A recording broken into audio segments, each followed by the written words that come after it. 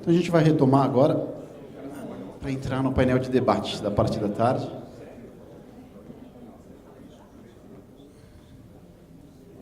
Então, só relembrando os objetivos principais que a gente quer cumprir nessa etapa: avaliar as implicações de curto e médio prazo atreladas a essas limitações do CAPM e, paralelamente, debater opções metodológicas pensando no mais médio e longo prazo, que poderiam, inclusive, ou caminhar juntas, serem contestadoras, ou até substituir o CAPM no médio e longo prazo. Okay? Então, para isso, por favor, Paulo Gabardo,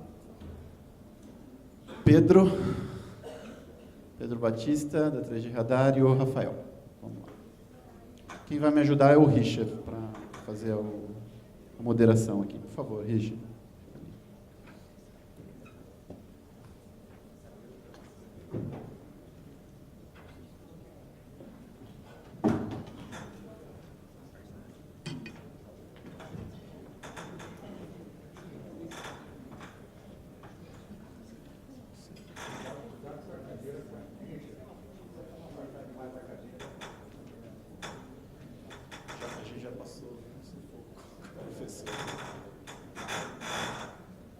Não trocou minha cadeira barulhenta. Vamos lá. Vocês estão vendo ali no topo da tela? Nos últimos anos, a literatura internacional tem criticado o uso do CAPM, apontando falhas na aplicação da metodologia, ou mesmo desafiado a sua efetividade para prever retornos futuros. Uma vez que este modelo busca definir o retorno, modelando o risco a partir de apenas 2 parâmetros: o prêmio de risco de mercado e o parâmetro beta, que, como a gente viu ao longo do dia, seria a proxy de volatilidade daquele ativo em relação ao mercado, né? Ou em relação ao próprio risco sistêmico, seria o risco não diversificável. Outras abordagens têm sido discutidas, como o modelo multifatorial, que a gente viu lá de 3 fatores, 4 fatores, 5 fatores, o modelo de Noda, que é uma piada de sempre, e o modelo de custo de capital implícito, mas grande parte das discussões tem se voltado à importância de aplicar os modelos de forma coerente com a teoria.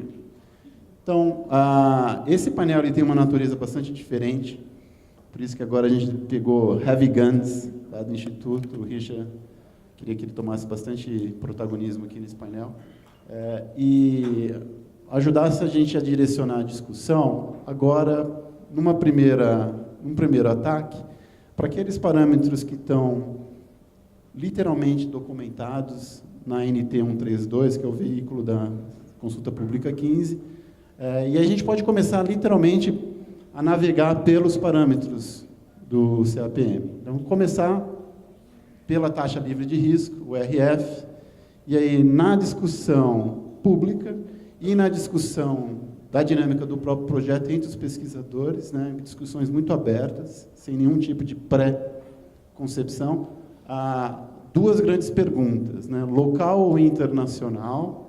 E aí, um outro dilema na aplicação, uma dificuldade empírica na hora de rodar o modelo estatístico é qual janela temporal eu devo escolher, né? É uma janela arbitrária, tem algum sentido? O que a gente tem sentido muita falta é de um critério que não seja interpretado como arbitrário, para usar uma expressão muito corrente no setor, que fica sempre buscando o envoltório das mínimas ou das máximas, dependendo de quem está defendendo, né? Então, qual seria um critério defensável de uma maneira robusta?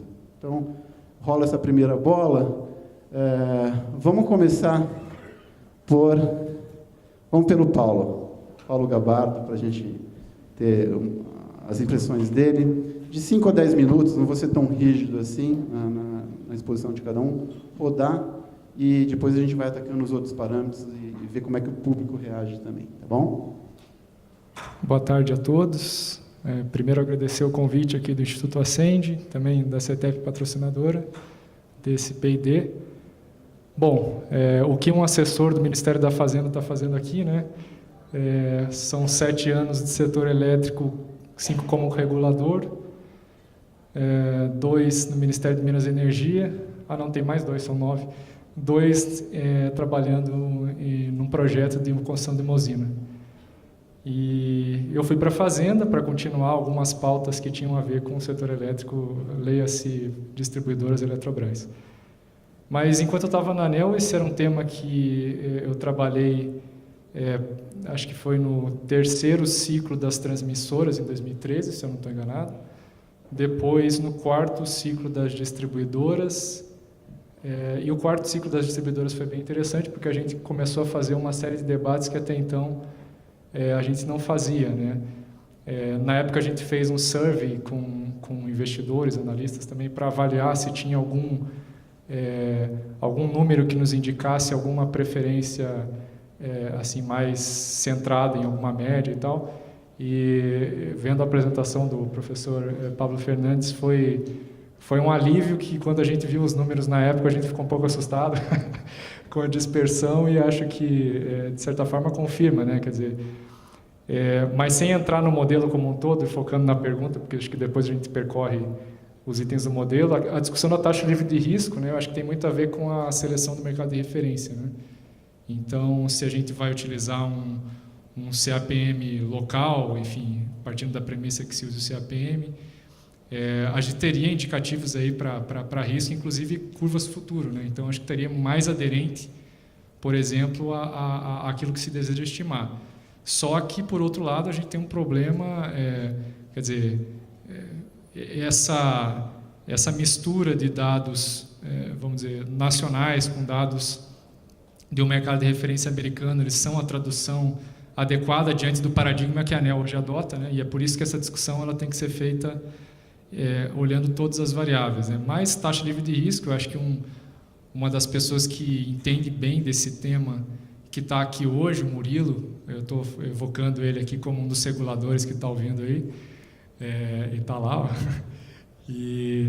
Então, assim, uma das coisas que a gente discutia lá, e eu acho que vale a pena trazer, aproveitar talvez os dados do nosso mercado, né, para efeito dessa estimativa, uma vez que a gente tem informações boas aí para pelo menos definir o risk-free. E aí, acho que como primeiras palavras, sendo bem objetivo na pergunta da taxa livre de risco, eu olharia curva futura e já do mercado local. Bom, então, aproveitando, né, o seu comentário, eu acho que é exatamente essa linha, né? Então, vale um pouco também o que o professor comentou, a pergunta que o colega da CEMIG fez, que é a questão da inércia, né? Então, se a gente for pensar há 20 anos, né, quando a gente começou a usar CAPM, 20, 30 anos, e calcular custo de capital, a gente não tinha um mercado local de renda fixa, né, com título de longo prazo, com liquidez. E a única solução naquela época era usar título americano, né? Mas o mundo mudou e hoje a gente tem um mercado local líquido, confiável e que tem uma taxa que realmente indica qual é a alternativa de investimento que existe no Brasil, né? Então, e aqui, por exemplo, a NTNB, né? Ou, por exemplo, que são títulos de longo prazo. Então, uma questão assim, mais específica, né, para demonstrar assim, a superioridade de usar uma taxa local, quando a gente compara, né, e aí eu estou aqui com a cola porque eu estava pegando os números de hoje, né, se você olhar quanto é que está o título, o TIPS, né, o Treasury Inflation Index Securities, hoje está 1,2%. O IMBI, que é o risco país, hoje está 2,8%, ou seja, 4%. Então, um retorno real em dólares com o risco Brasil, 4% ao ano. A NTNB paga mais de 5%. Né? O que é essa diferença? Aí dentro, provavelmente tem um prêmio de risco cambial e um ponto que não necessariamente, né, a variação cambial é igual ao diferencial de inflação. Né? Não necessariamente a gente sempre está na taxa de câmbio ótimo. Então, hoje a gente tem uma taxa que ilustra muito melhor qual é o custo de oportunidade de investir no Brasil. E se eu for falar NTNB, ainda melhor, né? Porque, em geral, as receitas das transmissoras são indexadas ao IPCA e a NTNB também, né? Então, é talvez a base mais comparável que a gente tem e foi usada com sucesso nos leilões de transmissão, né? Um comentário mais geral, desculpa se me deixar eu falar a hora inteira aqui, né? Mas quanto à questão dos modelos, né? Então, acho que o professor Pablo comentou bastante da imprecisão do CAPM, né? E da grande dificuldade de estimar os parâmetros do CAPM. Agora, existe uma questão que existem dezenas de modelos, centenas de modelos, e praticamente todos que eu conheço concordam em um ponto. Vamos partir de uma taxa livre de risco e agregar prêmios a essa taxa livre de risco. A gente discute qual é a metodologia para calcular esse prêmio, né? Mas a base quase consenso de que é a taxa livre de risco, né? Então, e aí reforçando outro ponto que o Paulo comentou, que é a questão de média histórica, né? Então, esse é outro ponto que na literatura, a literatura é bastante sólida quanto a isso, que é se você pegar um título de longo prazo, tipo NTNB, tipo US Treasury Bond de 10, o yield, né, ou a rentabilidade desse título já reflete a melhor expectativa do investidor e do mercado para os próximos 10, 20 ou 30 anos. Então, está ali, né, a prova, entre aspas, o fato, não a opinião. Aquilo é um fato de qual é a expectativa para os próximos 10 anos, né? Então, usar médias históricas longas, em geral, distorce, principalmente quando a gente tem um mercado que precifica o futuro, né?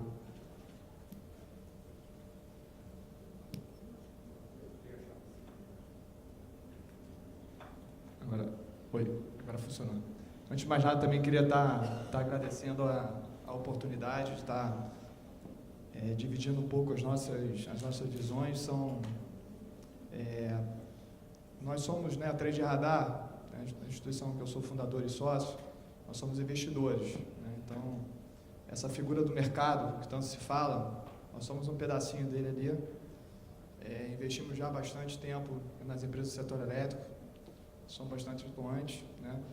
E falando um pouco, esse é um tema de custo de capital que vou dividir algumas histórias aqui com vocês hoje, mas basicamente a gente não usa CAPM, acho um modelo, a gente tem que entender, né, porque obviamente é muito usado na literatura e as empresas nas quais a gente investe são reguladas por essa metodologia, mas do ponto de vista de como a gente investe, a gente não usa.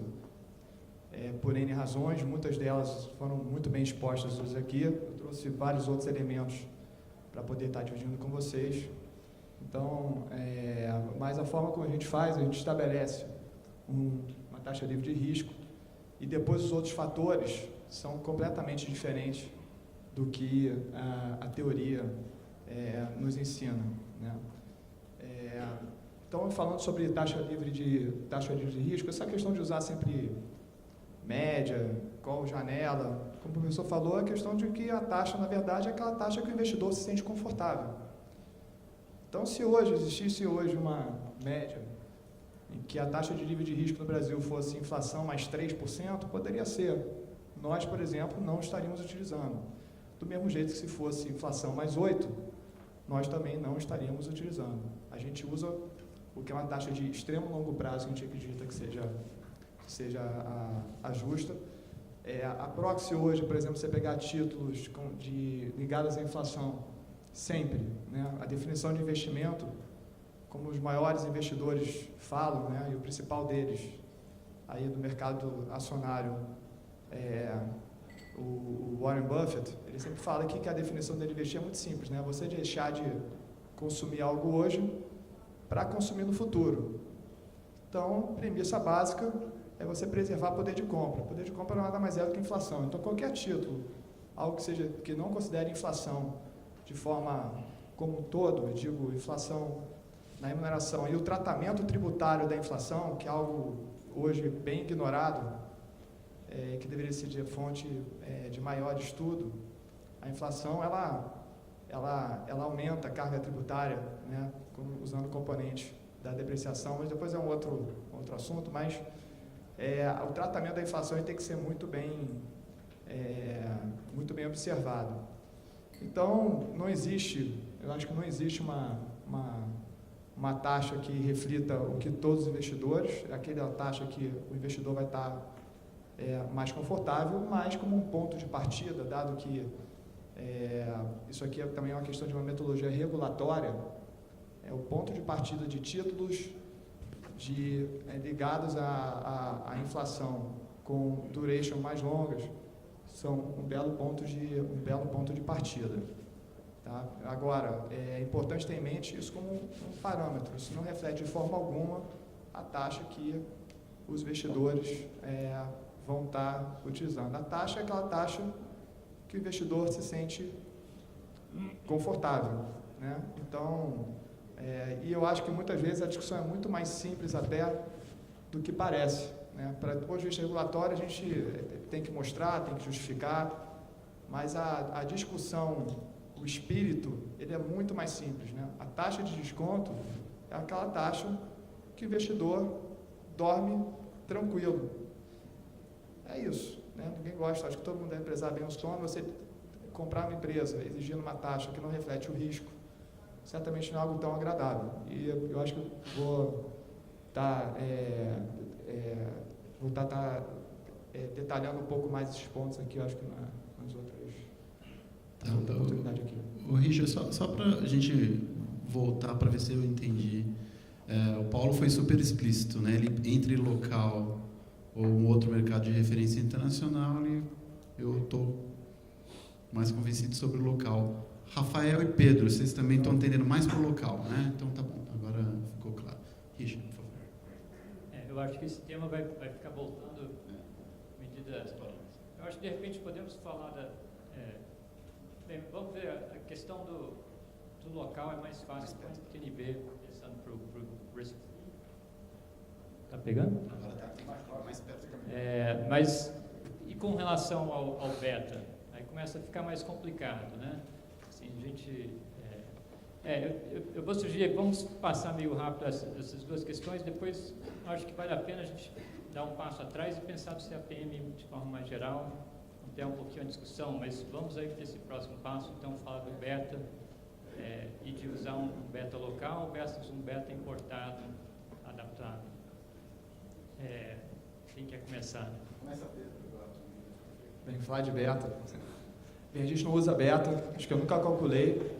Graças a Deus, eu acho que assim, não serve para muita coisa e tem N razões aí para isso, né? Eu faço valuation de empresa, eu faço valuation de empresa de energia elétrica tem 21 anos.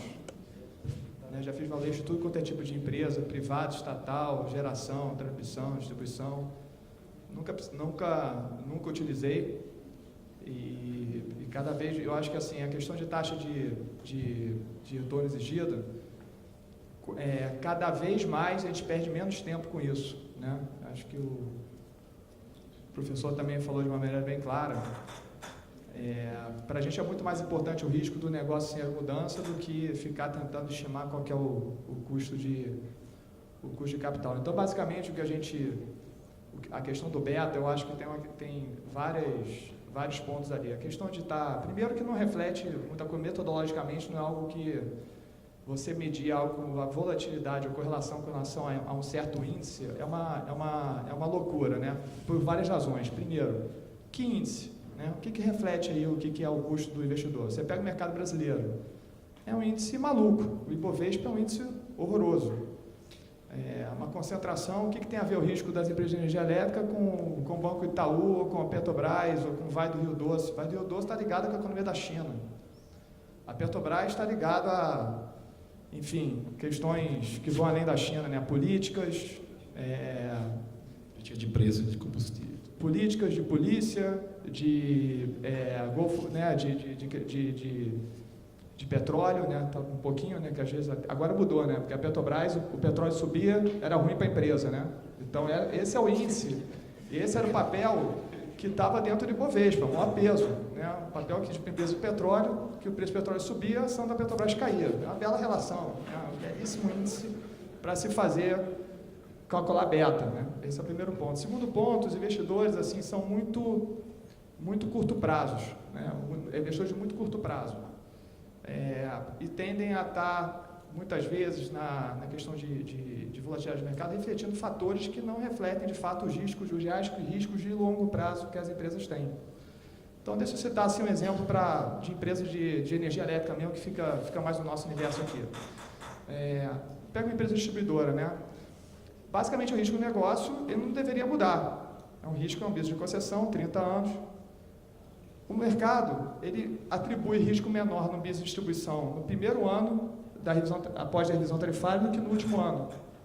Por quê? No primeiro ano o pessoal pensa assim, vou ter 3 anos, 4 anos, ou 5, dependendo do ciclo da empresa, de tranquilidade, né?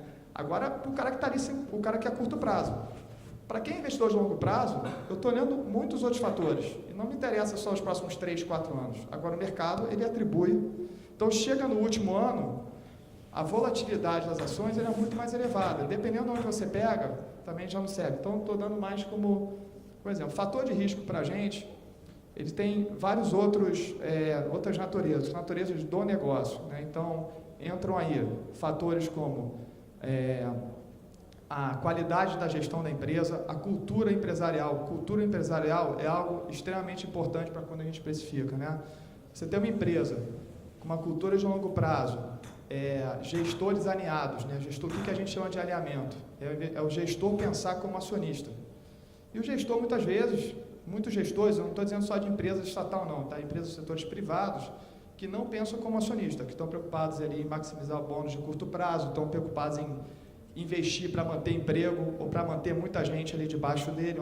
É um departamento de engenharia que precisa fazer o projeto para manter X engenheiros ali, né? Então, é um desalinhamento, muitas vezes, é muito grande, né? Então, dependendo do tipo de empresa, você atribui um risco maior ou menor com relação a isso. A alavancagem operacional, algo que hoje, por exemplo, até como dentro da metodologia regulatória, ela não leva em consideração, né? Hoje as empresas têm alavancagem operacional de natureza regulatória, que não são tratadas, mas a gente trata através do risco que a gente exige. Aí tem o que a gente chama lá de risco governo, né? Se uma empresa é estatal, se uma empresa é privada, qual o impacto de fato que políticas governamentais podem ter nessa empresa. Isso são fatores que vão estar aumentando ou diminuindo o risco de equity que a gente atribui, né? Então, a gente constrói o nosso custo de capital dessa maneira. Agora, aparece assim que nós construímos o custo de capital. O nosso equity risk, o nosso prêmio de risco, ele é constante, ele não muda. Então, ao invés de estabelecido, é aquele prêmio. O que pode mudar de muitos e muitos tempos é a taxa livre de risco que, de 5 anos para cá, para a gente mudou 0,5%. Então, até como restrição até da metodologia atual regulatória, mudar prêmio de risco de mercado, isso é para investidor de curto prazo. O investidor de longo prazo, ele não muda a taxa dele exigida da forma como o regulador muda de 4 em 4 anos. Isso não faz muito sentido, né? Então, para qual investidor o regulador está regulando? Para o de longo prazo ou de curto prazo? Imagino que o de longo prazo. Então, quando você olha mercado, você está olhando o universo de curto prazo. É isso que tem em mente, né? Como metodologia, a gente tem que saber o seguinte: o CAPM ele é uma referência e muito importante entender as limitações do modelo, né? Então, o CAPM ele tem N outras restrições, mas com relação à questão do beta, é um beta que ele, se for para usar, ele deveria de fato levar, talvez, correlações, coisas muito mais de curto prazo do que dar pesos de curto prazo como hoje é atribuído. Um pouco a nossa visão aí. Bom, então eu vou começar, assim, para a gente falar de beta, não dá para falar de beta sem falar do CAPM, né? E a gente ouviu muitas críticas ao CAPM. Eu queria tangibilizar um pouco essas críticas, né? Porque como é demonstrado o CAPM? Com base no negócio que a gente chama carteira de mercado. E o que é a carteira de mercado que permite o CAPM ficar de pé? É uma carteira de mercado que tem todos os ativos do mundo. E quando eu digo todos os ativos do mundo, não é só equities, também não é só renda fixa. Imóvel, capital intelectual, certo? É isso que propõe o CAPM. Então, acho que é o Eugênio Famar que fala isso, que o CAPM é o crime perfeito, porque você não tem como testá-lo. Por que você não tem como testá-lo? Porque você não consegue medir a carteira de mercado. Você não consegue medir todos os ativos do mundo, né? E tem muitos testes que mostram que o que a gente usa são proxies para a carteira de mercado. Se usar S&P 500, né? Primeiro, só tem equities, que é uma parte pequena do conjunto de ativos do mundo. E só tem Estados Unidos, que é uma parte pequena do PIB do mundo, né? Mesmo o índice global de ações já é só equities, então não é a carteira de mercado. Então são carteiras que podem estar muito longe da carteira de mercado, que é o que faz o CAPM funcionar. Então, isso é o que... Não, então o CAPM não é aplicável, né? E aí, agora a gente fica com o problema. Como a gente resolve esse problema, né? E esse problema tem sido... É um desafio grande resolver de diferentes maneiras. Bom, outros fatores, tipo 3-factor, 4-factor, né? Custo de capital implícito, depois a gente vai comentar, mas vamos voltar para a discussão do beta, né? Então, feito esse disclaimer, né, que da grande imprecisão do beta, aliás, aproveitando sobre a imprecisão, a gente frequentemente, e o professor Pablo falou, olha a média, e não o desvio padrão, ou não o erro do padrão. O beta é um coeficiente estimado, com base em dados. E a base de dados é muito volátil. Vocês viram que, dependendo do dia, o beta é completamente diferente. Então, se você olhar, quando você olha uma média, não dá para você entender a média sem você entender a variância daquela média. Quando você olha qual é a precisão da estimativa do beta, você se assusta. Você olha, beta setor elétrico, meio. Mas olha qual é o erro padrão, 0,3, algo assim, né? Você vai ver extrema impressão. O que significa? Com 95% de certeza, é entre menos 0,1 e 1,1, ou algo do tipo. Esse é o tamanho da margem de erro de estimar beta, né? E isso acontece com todos os parâmetros do CAPM. Então, isso é algo que é importante ter explícito. Quando você calcula um parâmetro, é importante mostrar não só a média, aquele resultado lá é a média, mas, igual pesquisa eleitoral, tem uma margem de erro, né? E a margem de erro dessas estimativas, especialmente do beta, e especialmente do prêmio pelo risco de mercado, a margem de erro é muito grande. E no final você vai descobrir que, ok, estimei um custo de capital de 10, mas qual é a margem de erro? Isso é entre 2 e 18, né? O que o modelo está dizendo. Então, dito isso, assim, especificamente, né, um comentário específico sobre o beta, sobre beta local ou beta internacional, que é um tema que foi mencionado. E aí, acho que o professor Roy mencionou, né, betas viajam mal. E o risco regulatório, o risco político, o risco de negócio, alavancagem operacional, governança corporativa, conflito de agência, legislação, common law, civil law, é muito diferente dos países. Então, como você vai dizer que um país que tem regulação, sistema jurídico, governança completamente diferente do Brasil, por exemplo, os Estados Unidos, vai usar um beta americano? Né? Faz muito pouco sentido. Então, isso aí só agrava o nosso problema do beta, porque a gente já tem um coeficiente que, por natureza, é impreciso, e, além disso, eu estou trazendo de realidades diferentes que aumenta ainda mais a imprecisão. Agora, a gente tem que ser pragmático e trabalhar com o que a gente tem. É ideal? Não. É o que tem, mas tem que saber, primeiro, é muito impreciso. Segundo, ficar usando outros países traz realidades muito diferentes da nossa.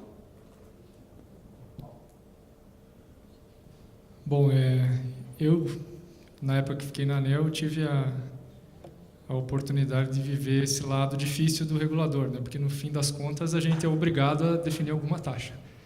Então, nós não podemos chegar num ponto em que a gente diz, eu não gostei de nenhum modelo e eu não vou fazer taxa de remuneração esse ano porque não chegamos a uma conclusão. Então, de fato, a gente chegou a estudar na época a questão do beta no mercado brasileiro, né, focando mais no objeto dessa pergunta, e é extremamente complicado pela concentração que o Pedro trouxe, né? Você tinha, de fato, o risco, ele não era a covariância em relação a um risco de mercado, ainda um mercado próximo, mas era a covariância em relação à Petrobras e aos bancos. Então, não é exatamente isso que a gente quer comparar o setor elétrico, né? Quando queria definir a variável. E ainda quando eu abri o tema anterior, eu disse assim, pressupondo o uso de um CAPM e olhando apenas a taxa livre de risco, eu fui categórico em afirmar a taxa livre de risco local e especial a referência futura. Mas é sempre complicado quando a gente começa a misturar uma referência que está fora do país com uma referência que está dentro, né? E às vezes individualmente possa fazer sentido, a taxa livre de risco aqui parece que faz sentido mesmo, mas como é que ela se relaciona com um beta que a gente tem que estimar no mercado de referência fora, uma vez que esse mercado de referência vai imputar informações que são inerentes ao contexto desse mercado, que tem a sua própria taxa livre de risco, sua própria dinâmica, seu próprio risco governamental. A tarefa não é simples, eu não sei como é que está a orientação atual em relação a esse ponto, ou se foi lá na ANEEL colocado alguma coisa no sentido de um modelo híbrido. Eu lembro que no leilão de transmissão licitada isso já estava permeando as estimativas. No fundo, eu entendo que é o seguinte, o que a gente quer definir aqui é uma âncora, essa âncora vai ser o input para fazer o cálculo do fluxo de caixa para as empresas, mais do que qualquer coisa. Então, a gente precisa definir essa âncora, porque não temos escolha, e talvez o compromisso seja o compromisso de entender que onde nós temos bons dados, nós vamos utilizar bons dados, e onde não temos, vamos buscar outras referências, e se esse modelo não vai ser aquele academicamente talvez inatacável, no mínimo é um modelo que mediou bem os conflitos de escolha que necessariamente vão acontecer. A discricionariedade é inerente a esse modelo, eu acho que, mas a gente, de qualquer forma, ela precisa ser exercida em algum ponto. E o papel do regulador ingrato é exercer essa discricionariedade, né? E fazer essas arbitragens. Eu acho que o caminho seria, então, resposta 2.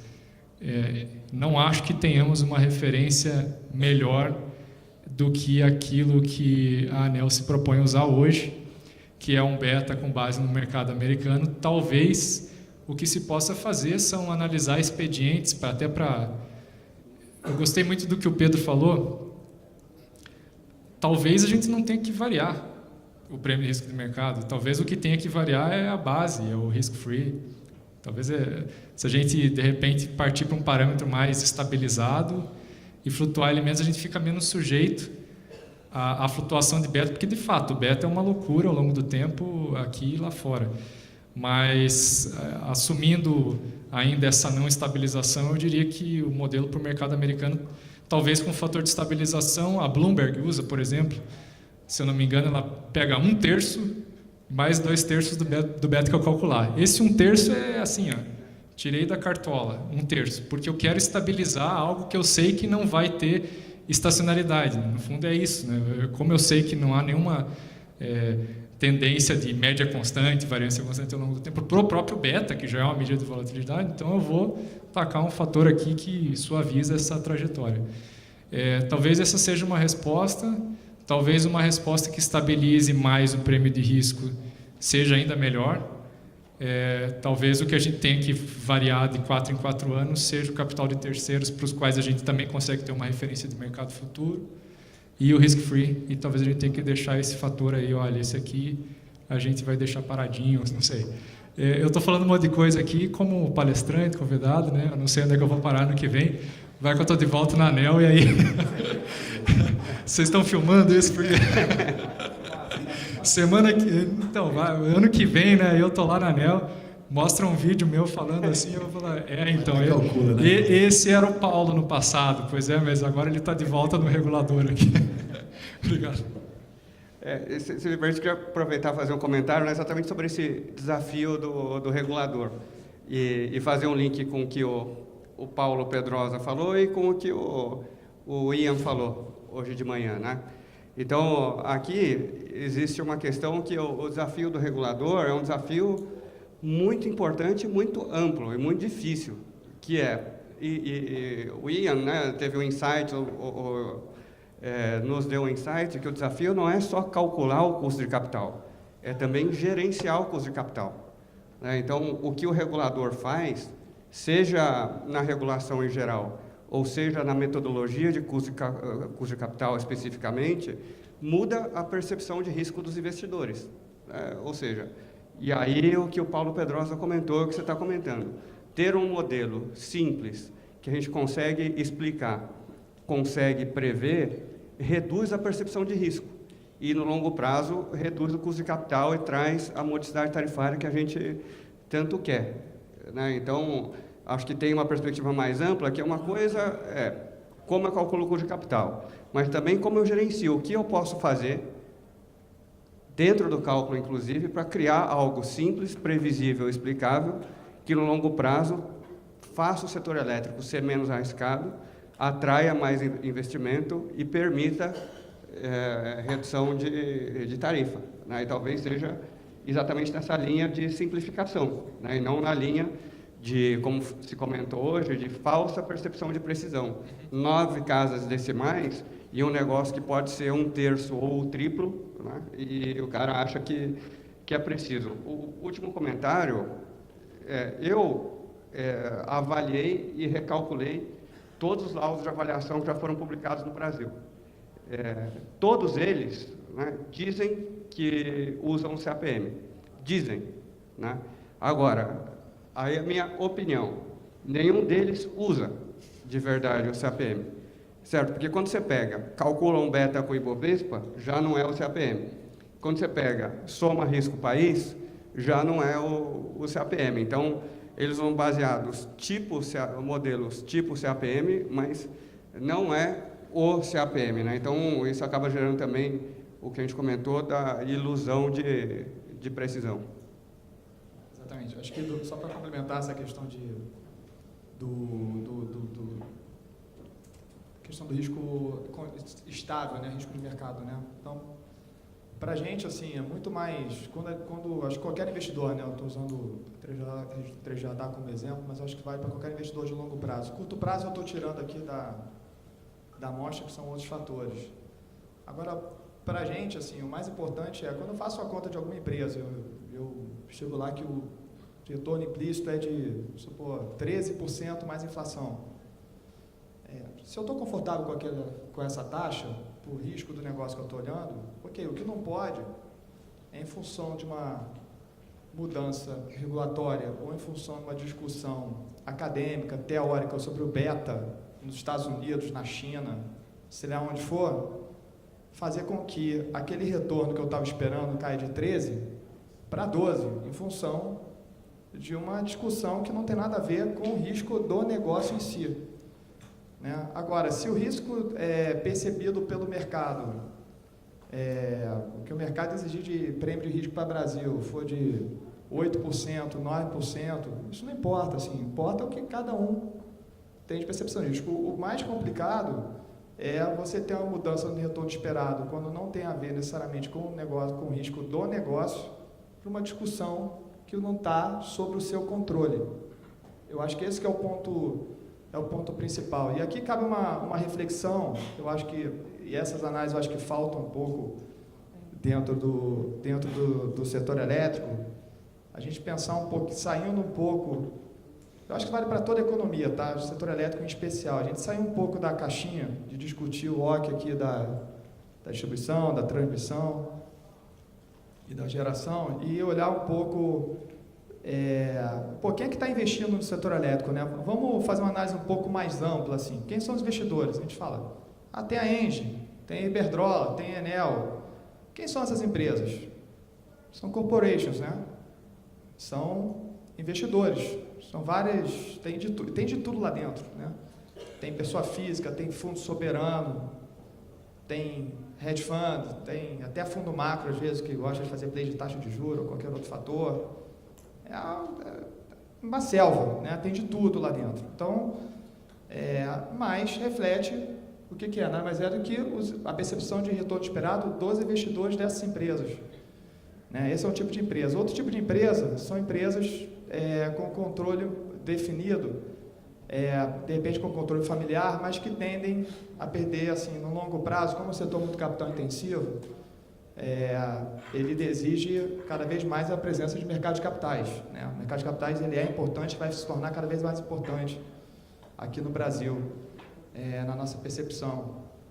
E então você tem essa componente familiar. E o terceiro componente são empresas estatais, né, assim, para longo prazo. Se você olha no mundo, a maior parte das empresas são empresas o que consegue trazer capital a longo prazo de forma sustentável são empresas ditas corporations, né? Ou seja, onde você consegue acessar o maior pool de capital possível. E não tem, isso aí a gente pode fazer 500 mil discussões aqui, mas assim, o fato é que você tem que ter acesso ao rol mais amplo de capital possível para poder reduzir o custo de capital de forma sustentável. E daí o que é o custo de capital, né? O que significa esse custo desses investidores?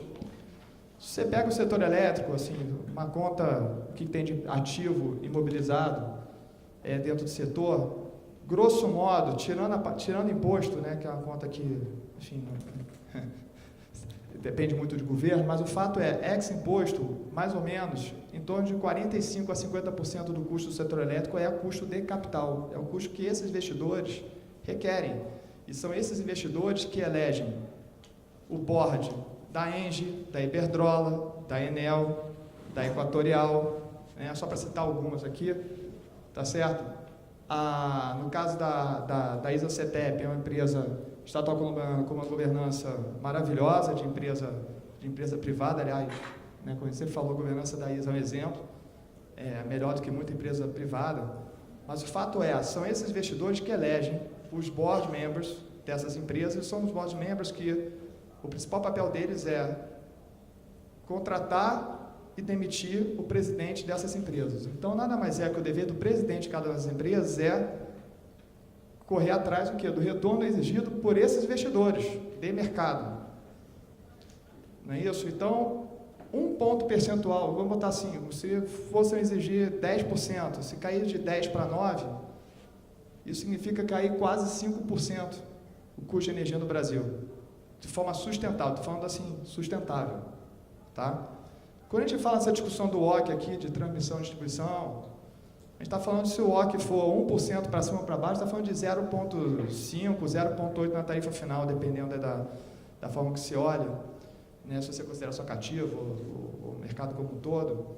Então, a discussão aqui ela tem que ser um pouco mais ampla. Como é que essa discussão de WOC, ou talvez um excesso de preciosismo e de introdução de variáveis que o investidor na ponta não controla, como se impacta a longo prazo o principal componente de custo do setor elétrico, que é o quê? É o custo de capital.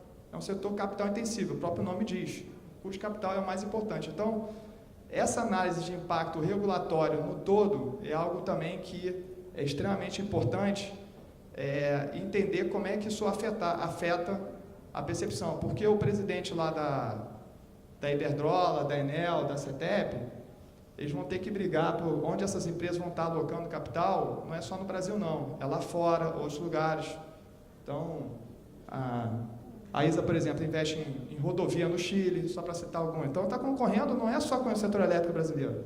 A transmissão aqui no Brasil está concorrendo com rodovia no Chile, está com o projeto de infraestrutura lá na Colômbia, no Peru, onde lá, por exemplo, o retorno em dólar, maravilhoso. Enfim, eu não vou falar aqui da ISA, mas é só para citar um exemplo, aproveitando aqui o meu colega aqui. Mas o fato é que essa análise ela tem que ser um pouco mais ampla, o impacto é muito maior do que o OC. Só queria falar um pouquinho disso também, que eu acho bem relevante, não queria deixar de falar, sei que está surgindo um pouco da pergunta inicial, mas acho que é importante colocar. Vamos puxar a conversa então um pouquinho. Sim, eu acho que a lição que a gente teve é muito uma lição de humildade, né? A gente vê que não é só no Brasil, mas no mundo inteiro, o CAPM tem essas dificuldades. Estimar custo de capital é difícil, né? Se está anos trabalhando nisso, na academia se tem anos e anos de discussão e realmente não tem conseguido grandes progressos. A gente vê a variabilidade das estimações são grandes, não só em países em desenvolvimento, mas maduros também, também empresas bem consolidadas, também com betas variando muito rapidamente.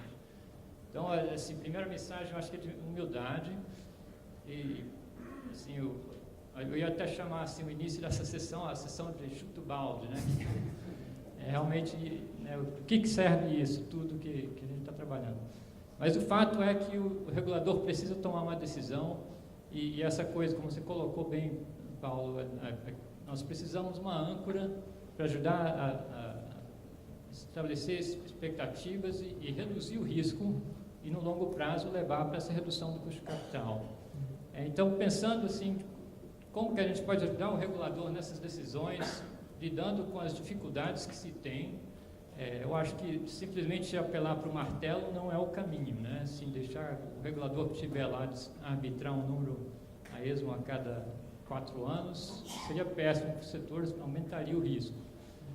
Então, talvez só tentar passar meio rápido, apontar assim, quando você olha a metodologia que a ANEEL utiliza atualmente, né, que é o CAPM, utilizando o risco, da taxa livre de risco internacional, o beta das empresas americanas, o prêmio de risco do S&P 500, mais o risco Brasil, né, medido pelo ENB, né, e a estrutura de capital efetivamente observada, contábil.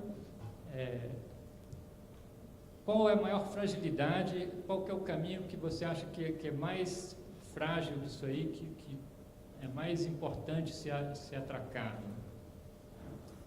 E aí, deixa quem quiser falar primeiro.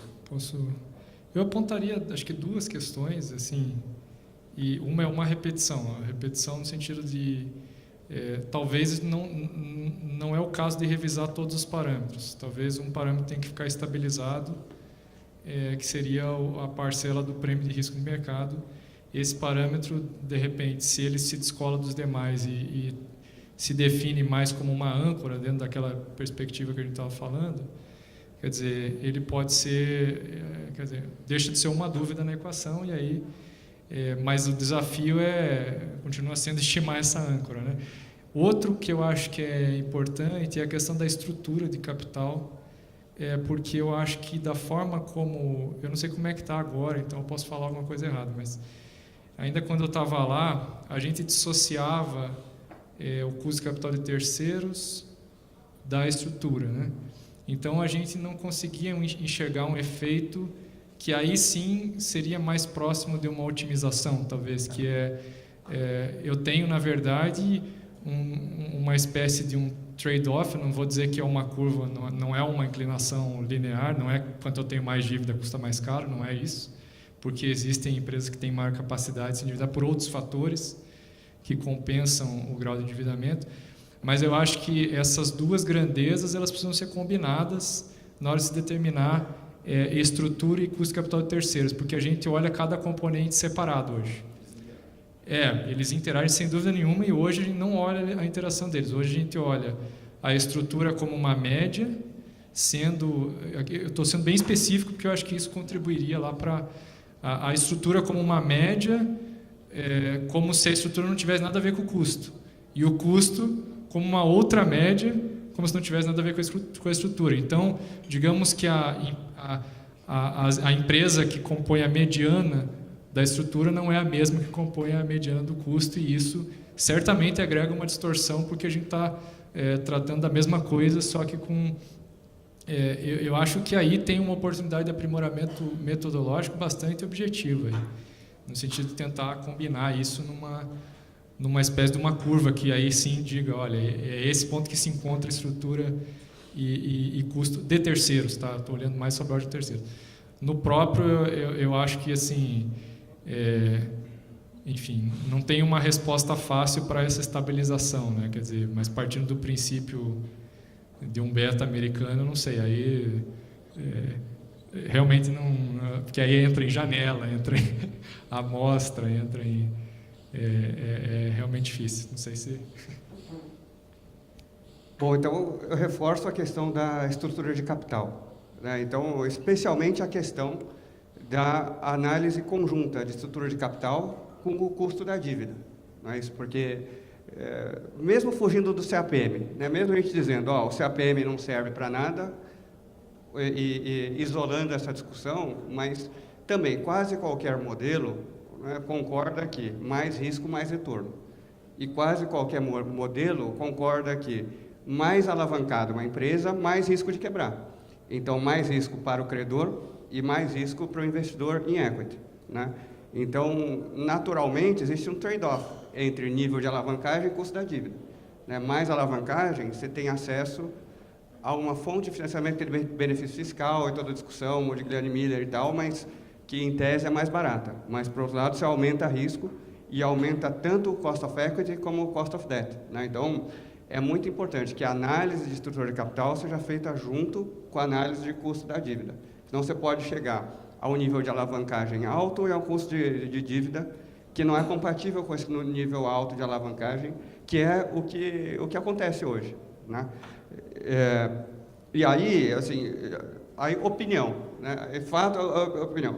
De onde eu acredito que vem essa inconsistência de estrutura de capital? É usar dados contábeis, né? Especialmente assim, em um país como o Brasil, de inflação elevada, né? Que acaba destruindo o poder informativo do patrimônio líquido contábil, né? Então, tem diversas outras metodologias para estimar a estrutura de capital que acredito serem muito melhores que a contábil. E aproveitando o comentário do Pedro sobre a importância do custo de capital no setor, o setor é um setor capital intensivo, o maior custo de longe é o custo de capital, e transmissão, né, que é o objeto aqui da conversa, é mais intensivo de capital que a média, né? Então, na nossa conta, 60%, fora imposto, da tarifa de transmissão é custo de capital, mais uns 20 e pouco é amortização, ou seja, toda operação e manutenção é 15, 20, é pequenininho, né? Porque distribuição muda a média, porque distribuição é muito mais intensivo em OIM. Transmissão é ainda mais de 80% capital. Desses 80%, uns 60% remuneração, uns 20% amortização, 20 e poucos amortização, né? Então, essa é a nossa estimativa. Então, de novo, eu destaco assim, o tamanho da importância da discussão. Quase toda a tarifa de transmissão está em discussão aqui no custo de capital, né? Então, fazendo coro também a outro item mencionado, acho que tem a questão da taxa livre de risco, né? Que são dois pontos, assim, estrutura de capital e taxa livre de risco, são dois pontos que a gente consegue conversar, mesmo não acreditando no CAPM, né? E são dois pontos que eu acho que dá para aprimorar bastante. Então, Rafael, só engatando aqui, Rafael, a gente falou, até o professor Pablo mencionou estrutura ótima de capital. Então, você já, na tua vida acadêmica, você já calculou estrutura ótima de capital, vocês até inseriram na contribuição da ISA-CETEP o cálculo passo a passo de como seria possível calcular a estrutura ótima de capital. Você acha que esse é um caminho metodológico que vale a pena o regulador considerar? Porque estou observando aqui o tempo inteiro um esforço de trade-off, né? Para que tanto esforço se o impacto global não vai ser tão grande? E aí queria ouvir também Paulo e Pedro, ver se isso aí reflexão já indo lá para frente. Se a gente está caminhando para achar que muito esforço para pouco impacto é quase que um consenso, talvez as nossas expectativas aqui, né, Roy, na Caio, sobre os modelos multifatoriais tenha que ser bem calibrado, inclusive com os clientes que têm expectativa alta em relação a esses resultados, né? Então, mas estrutura ótima de capital é um caminho? Ótimo. Então, vamos comentar. A gente teria 3 alternativas a explorar para resolver o problema da estrutura de capital, né? Um é um modelo mais teórico de medir os trade-offs entre nível de alavancagem e custo de cada fonte, né? Sabendo que, como a gente comentou, mais alavancagem, mais risco, porém, mais participação de uma fonte mais barata que é a dívida, né? Existe um trade-off e existe algo no meio do caminho que tende a minimizar o custo de capital, né? Então, existem metodologias que têm essa abordagem. Outra abordagem é a abordagem mais market-oriented. Vamos olhar valor de mercado das empresas, mas não contábil, né? Valor mercado assumindo a premissa que o valor de mercado reflete o valor econômico. Isso é uma fragilidade, né? Mercado volátil, talvez, mas se a gente assumir que o valor de mercado reflete o valor econômico, esse é um caminho, e um caminho, opinião, muito melhor que o contábil, né? E terceiro, e inclusive a ANEEL propõe, que acho também que é um caminho superior à estrutura contábil, é índices de alavancagem. Então, eu vou dizer, ok, qual é o índice de alavancagem que dá para manter durante a concessão? 2 vezes EBITDA? 3 vezes EBITDA? Né? Quanto vale? Quanto que é o enterprise value? 7 vezes EBITDA, 8 vezes EBITDA? Falando números, né, múltiplos. Então, aí você consegue ver o quanto do valor total da empresa precisa ser colocado como capital do acionista, o quanto é viável, e com índices de cobertura de serviço da dívida, níveis de alavancagem, quanto cabe de dívida, considerando o custo, o prazo das fontes disponíveis, né? Essa também é uma boa alternativa. Excelente ponto essa questão da estrutura, e eu acho que essa questão do CAPM é uma das principais, acho que, distorções, né? Que eles costumam dizer que, da forma como hoje a estrutura de capital é colocada, a gente faz assim a conta teórica, né? Se tivesse uma empresa que seguisse exatamente aquilo, acho que todas elas estariam praticamente quebradas no Brasil. Parece um pouco forte do que eu estou colocando, mas é fácil explicar.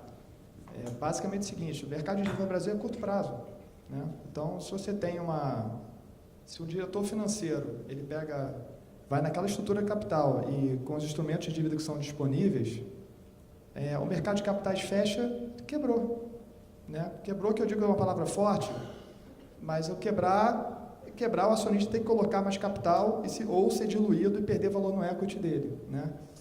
Então, eu vou dar um exemplo disso, né? Para quem leu, acho que está hoje no Valor, não sei se foi hoje ou está onde, da Eletrobras, né? A Eletrobras é a maior transmissora, né? 50% dos ativos de transmissão do Brasil.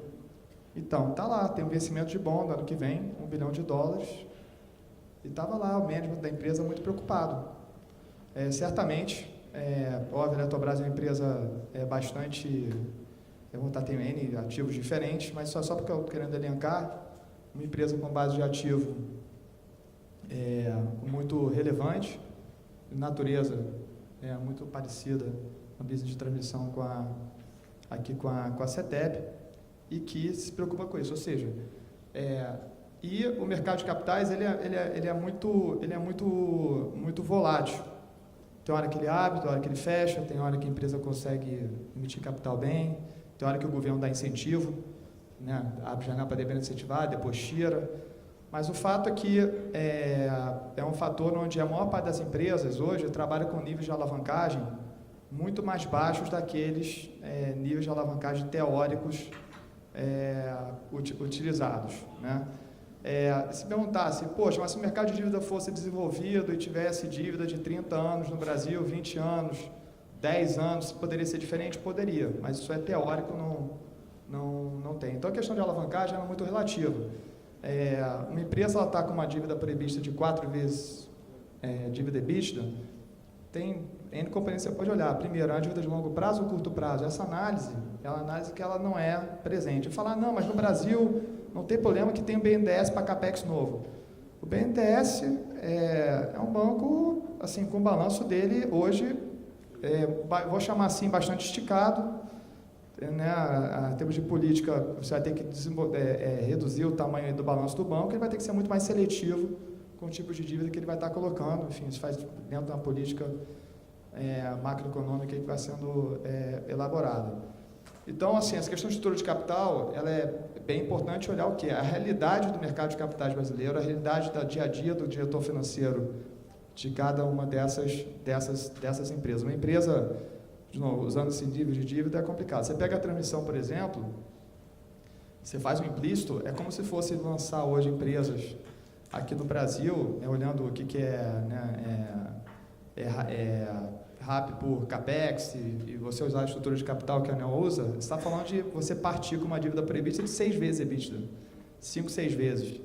A gente não investe em empresas com esse nível de alavancagem, ainda mais com dívidas forem com componentes assim, de curto prazo, né? Esse é um fator bem importante de entrar e olhar o que é a realidade das empresas mesmo no dia a dia, ao invés de algo teórico. E dívida, estrutura de capital é algo extremamente relevante. Dívida é o que quebra a empresa, né? E não é só nível de endividamento, liquidez. Então, dívida de curto prazo é algo que nenhum diretor financeiro brinca. Se brincar, é ou incompetente ou mal intencionado, né? Então, isso tem que ser levado, deveria estar sendo levado em consideração. Outro ponto, também bastante relevante, é a questão com relação ao prazo da concessão, que é muito pouco discutido. As empresas, né, você pode ter expectativa de renovação de concessão ou não, mas o fato é que hoje, nas empresas, não existe hoje uma regra clara de como é que a empresa é indenizada ao final da concessão. Todo mundo fala, eu tenho que receber os ativos não depreciados, mas você não sabe em quanto tempo você vai estar recebendo, tem um prazo de renovação em que você não sabe se a renovação vai estar sendo, se a concessão vai ser renovada ou não, ou o investidor, ele pode não, a empresa pode necessariamente querer devolver a concessão, isso é uma prerrogativa dela e tal.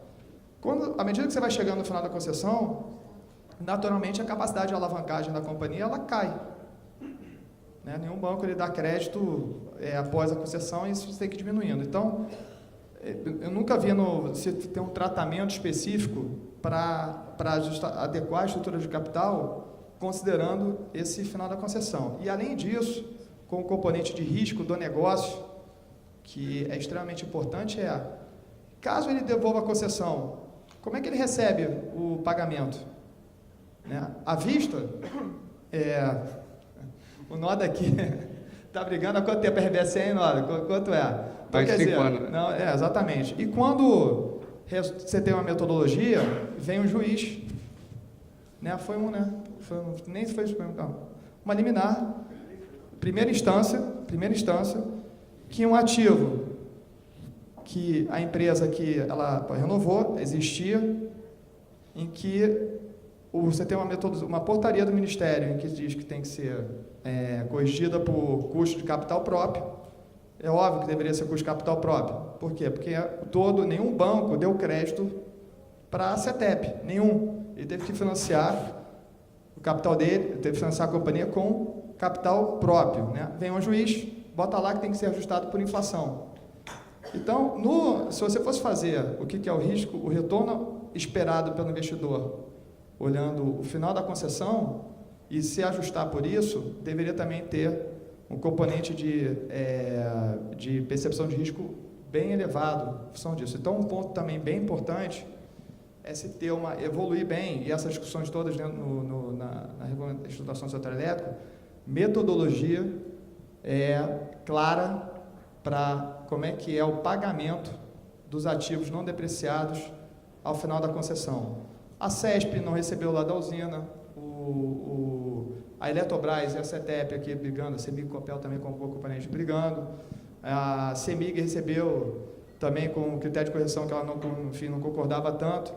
Então, ou seja, esse componente é um componente de certeza. Terminou a concessão, vou receber o dinheiro de volta em quanto tempo? Em 7 anos? No ano seguinte, corrigido por inflação, corrigido por Selic, por OC, e você fica na mão de uma incerteza, e isso é muito pouco comentado.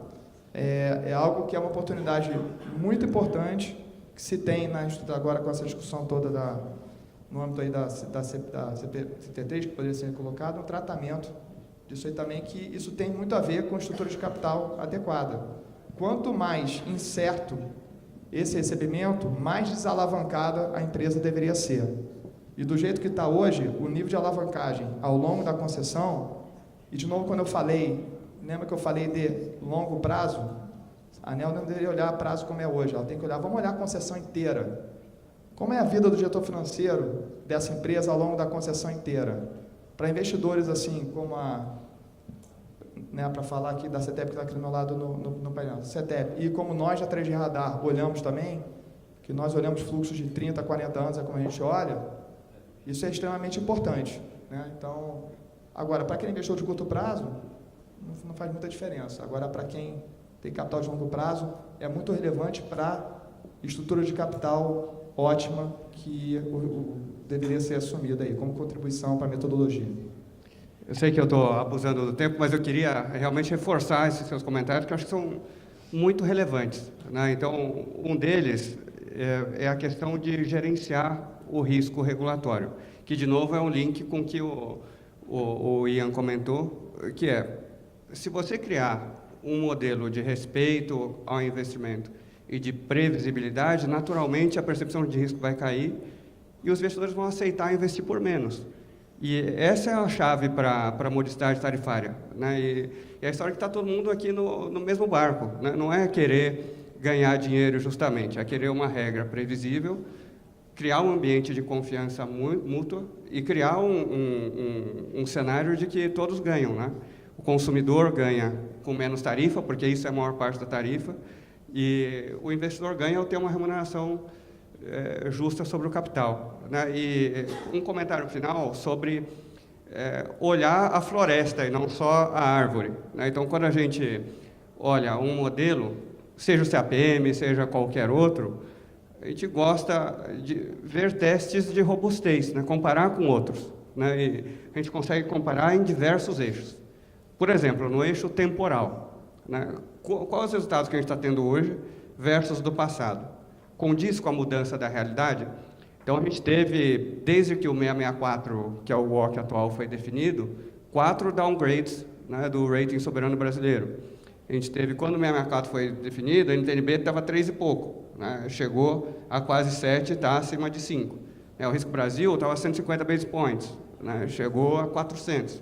Então, claramente, a gente teve uma piora substancial do contexto macroeconômico e um modelo que indique uma taxa menor, claramente é um modelo que está errado, né?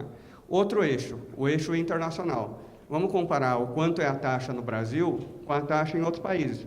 Se comparar com a América Latina, outros países da América Latina hoje têm um ambiente de menos risco que o Brasil, né, e oferecem taxas maiores que o Brasil.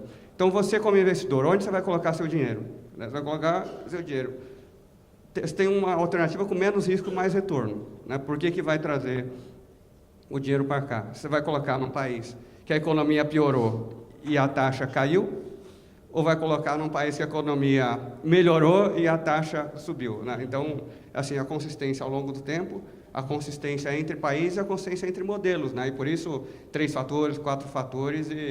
Então, acho que aqui é uma oportunidade única de, ao tratar de forma justa, clara e previsível o investidor, ganhar confiança, reduzir a percepção de risco e chegar em um cenário de modicidade tarifária, né? Mas isso não é de um dia para o outro. A confiança se ganha em muito tempo e se perde em 5 minutos, né? Então eu vou começar a pedir desculpas para os debatedores e até para o público. Aqui a gente está caminhando para os 5 últimos minutos. O Richard quer fazer uma pergunta muito importante para o projeto, né? Agora, como corolário, Rafael, do que você acabou de dizer, e vamos ficar só na dimensão tempo. O que isso teria de implicação regulatória? Uma revisão anual automática, quando dá uma alteração de risco que poderia ser refletida, ou não? Esse seria o corolário, pensando no cálculo para o WOC regulatório? Esse é exatamente um dos pontos que a ANEEL pergunta, Gatilho. né? Quais são os triggers para... E aqui a gente tem algumas sugestões, né? Então, tem coisas que são mais estáveis ao longo do tempo, né? Podemos falar, por exemplo, prêmio pelo risco de mercado, ou, por exemplo, até qual é o prêmio sobre a taxa de risco, e tem coisas que mudam mais conjunturalmente, né? Então, talvez uma solução seja isso, ter revisões, dado que o Brasil é um país mais volátil, ter revisões em intervalos menores, mas com uma regra muito clara, né? Muito transparente. E tem, de novo, voltando ao primeiro, né, painel que o Paulo Pedrosa comentou, vamos lá, calculamos, estabilizamos aqui. Ok, setor elétrico é NTNB mais 4. Então, NTNB mais 4 e revisa anualmente, por exemplo, né? Legal. Vamos lá, Richard. Tá. Na verdade, foi abordado já em alguns pontos, mas uma das perguntas que eu tinha já foi...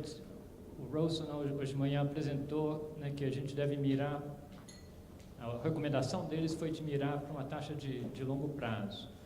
Aqui também foi mencionado em alguns pontos também, que isso ajuda a ancorar e, de fato, os investidores fazem pensando, né, décadas à frente. Mas também ouvimos o Pedro falando assim, mas é dívida de curto prazo que derruba empresas, né? E a gente sofre choques no Brasil, na taxa de câmbio pulam enormemente, né? E tem momentos de crise que o custo de captação é muito alto. Então, queria ouvir de vocês se vocês acham que é isso mesmo, foca a ANEEL só no longo prazo, podemos pensar uma solução mista, parcialmente definida com uma taxa que varia ao longo do tempo e outra, né, de longo prazo. O que vocês acham com relação a isso? Vou ser meu objetivo. Eu acho que sobre a questão da estrutura de capital de dívidas, tem que trabalhar com a estrutura. Quando você tem uma estrutura de capital ótima, é aquela estrutura que a dívida, que o juro no Brasil pode ir para 20% e que a empresa vai estar tranquila. Estrutura de capital assim, em termos de dívida de curto, e médio e longo prazo. Então, o que eu digo tranquilo, tem uma estrutura de vencimento onde o fluxo de caixa de compra... Tem definições de estrutura de capital ótima, a nossa é essa. O mercado de capitais fechou hoje durante 2 anos. A empresa tem caixa, geração de caixa para estar honrando todo o pagamento de amortização e dívida? Tem. Essa estrutura é ótima. Então, você tem choques onde o CFO não vai precisar pegar o telefone, se ajoelhar na frente de um banqueiro e o banqueiro vir enfiar uma dívida nele lá de 200% de CDI. Por exemplo, como tem N empresas no setor elétrico que passaram por isso aqui esse ano, inclusive. Enfim, então isso isso é uma estrutura ótima de capital, é aquela estrutura que aguenta trancos de mercado, ou seja, o ótimo é aquilo que vai estar resguardando a empresa em momentos de instabilidade. Então, a questão de crise se trata na estrutura ótima de capital.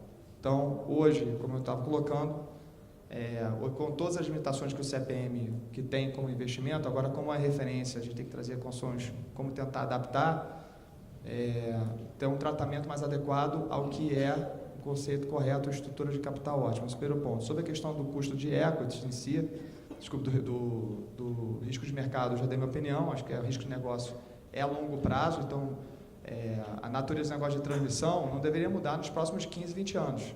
Não deveria. A natureza do negócio. Tá, okay? Então, em relação ao risco do mercado não deveria mudar. E a questão do risco do risco tem N metodologias. O que a gente gosta de usar, dentro da realidade do mercado brasileiro, você pegar o NTNB ou mais o IMA-B, né, que é a média do NTBs com duration de 5 anos a mais. Então, isso que, para a gente, é o que seria o ideal. Então, essa questão de choque, subir e tal, se trata na estrutura de capital. São coisas, tratamentos adequados. E eu acho que, quando se fizer essa simulação de qual é a vida de cada diretor financeiro de empresa, você deveria ter uma surpresa boa ali. Tá. 2 últimos minutos. Paulo quer falar rapidamente, Rafael rapidamente, mas tem que ser bem breve para a gente cumprir o compromisso aqui de pontualidade, tá bom? Tranquilo. Eu acho que é uma questão de natureza da variável e frequência de atualização, né? Tem variáveis que, pela natureza, eu acredito que o melhor seria que elas tivessem esse caráter de longo prazo, como, por exemplo, o risk-free, a natureza dela, quer dizer, ela é calcada num índice que representa uma taxa de longo prazo. Isso não quer dizer que a frequência de atualização dela não deva ser anual, por exemplo. Então, acho que isso é uma coisa que dá para combinar bem. Agora, no caso do Equity Risk Premium, eu acho que é uma questão de natureza de longo prazo com frequência baixa de atualização, porque eu acho que essa talvez seja mais... Mas as demais eu acho que dá para, talvez até anualmente, revisitar elas e incorporar isso não como um processo de revisão, mas na fórmula paramétrica de reajuste, por exemplo, reajustando com essas variáveis. Obrigado, Paulo. 1 minutinho, Rafael, para a gente cumprir. Bem rápido. Em geral, variáveis de longo prazo, certo? E fórmula paramétrica clara, né? Então, fazendo eco aos dois, assim, que tipo de investidor a gente quer no setor elétrico? O cara que entra quando está barato para vender ano que vem, ou o cara que vem para ficar, para investir e para crescer junto com o país? Acho que é o segundo, e esse segundo está olhando a taxa de longo prazo, não o de curto. Então, também é o que a gente chama, não é exatamente isso, mas o efeito clientela, né? Que cliente a gente quer? A gente quer o cliente de longo prazo. Então, vamos colocar regras de longo prazo. Isso aí, gente. Queria agradecer, então, aos debatedores. Vamos encerrar esse painel e partir para o encerramento. Pode colocar a apresentação de volta?